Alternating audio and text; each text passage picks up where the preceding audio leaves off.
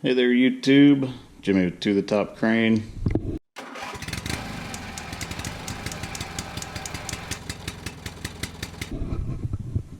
And this isn't a crane video. Obviously, this is a Jeep video. It's my daughter's little rig. It's her little 2002 Jeep KJ. For those that didn't know, the Jeep Liberty is actually a KJ. Brought it in yesterday in the old garage. Had to replace the muffler. So it was starting to sound like a Honda Civic with a 16-year-old boy driving it. No muffler on it. But replaced the muffler and then found out that the brakes were getting a little thin. So I decided to do brakes. And then also her heater's working not so well. Going into winter, that's a bad thing. So last winter it was kind of doing the same thing, and I just flushed the heater core out with the garden hose. Got a bunch of crap out of it. And now this year, kind of the same thing's happening. When she turns her heater on, initially she has a lot of heat. And then after about 15 seconds or so, the heat starts to dissipate and it starts getting cooler air blowing out of the vents. So I'm assuming that the heater core has a plug or is plugged up. I can hear the blend door in there working. I can actually hear it. If you listen real carefully, I can hear it when it goes to the completely closed position, and then also when it goes completely open. But that's no guarantee that it's sealing properly. And also, I think the engineers on these vehicles put the heater core on a stand and said, hey, build the car around it. Because these heater cores are almost impossible to get to without ripping the entire dash out. So this is the step that I'm taking to see if I can flush some stuff out of it. Got some CLR, a gallon of it to be exact, or a little less than a gallon. Yeah, about a gallon. And then I went to the old Hard to Fart and picked up this cheap little 110 volt pump. It's just got 3/4 inch garden hose fittings. And I've got that all plumbed down to a bucket. And this little piece of conduit that's just to hold the heater hose straight that I bought. I bought a 10-foot roll of heater hose. And, since it had been in a coil its entire life, it didn't exactly want to hang straight. And the hose isn't quite long enough to stay in the bucket. So I just taped a piece of conduit to it to hold it straight. And then down here in the bucket, which I should have bought a white bucket, but oh well, got a blue one. There's a foot valve for the pump. Actually sits on bottom of the bucket, sucks the mixture out of the bucket, pumps it up through the heater core and back in. So it's just recirculating it, constantly cycling through the little system that I set up. Now I've already let this run for about 20 minutes, and when I initially started it up, it ran quite a bit of rust out. Now I've let it sit for about 20 minutes. I'm just letting that CLR, what it is, it's a gallon of CLR and a gallon of hot water in this bucket. So I'm just letting it kind of sit in that heater core and do its thing. And then I'll fire the pump back up again, run it for about another 20 minutes.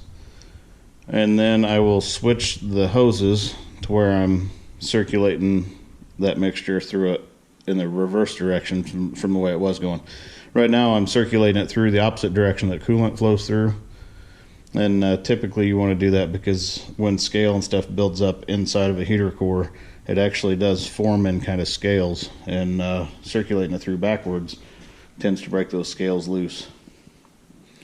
Anyway, we're going to try this, and hopefully this works, because I really don't want to take apart the entire dash just to fix or to replace a heater core or a blend door. But if I have to, I have to. One way or another, we got to get heat. It's supposed to be 19 degrees here, I think, on Thursday. But on these KJs, to get access to your heater core lines, you have to come over here.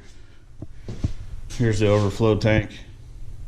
Say overflow, the expansion tank. It normally sits there. So you pull it out of the way, and then the heater hoses are just right here. They're pretty easily accessible. Just disconnect those. Stuck on a couple pieces of heater hose and made a looped system. So anyway, I'm going to fire this back up, see what else comes out of it, and we'll try it. I get my fingers crossed.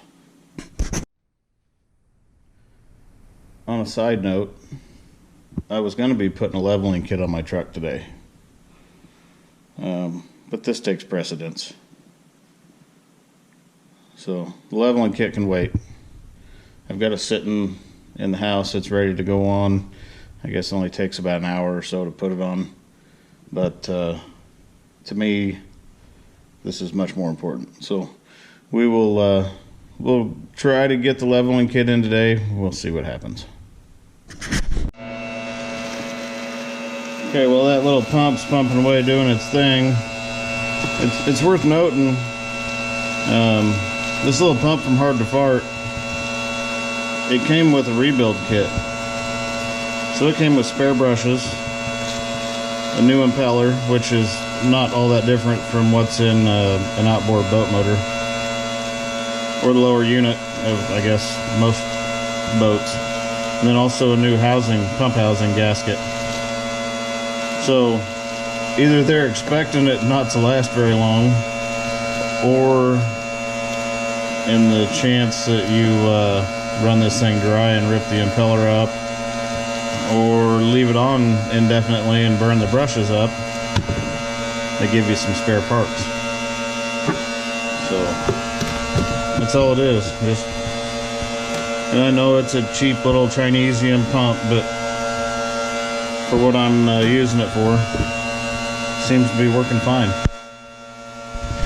I mean, as you guys can see, it's got, for no bigger than what that pump is, it's got pretty decent flow. And that's going through a heater core nonetheless, which I'm assuming is partially plugged. This pump, it's tiny. That's my hand around it. Little bitty fella. It's 1/10 of a horsepower. It says maximum flow is 320 gallons per hour. I'm sure that's sitting flat. Probably pulling water directly next to it and shooting it straight out an open port on the side of the pump, but nonetheless, it's doing what I need it to do.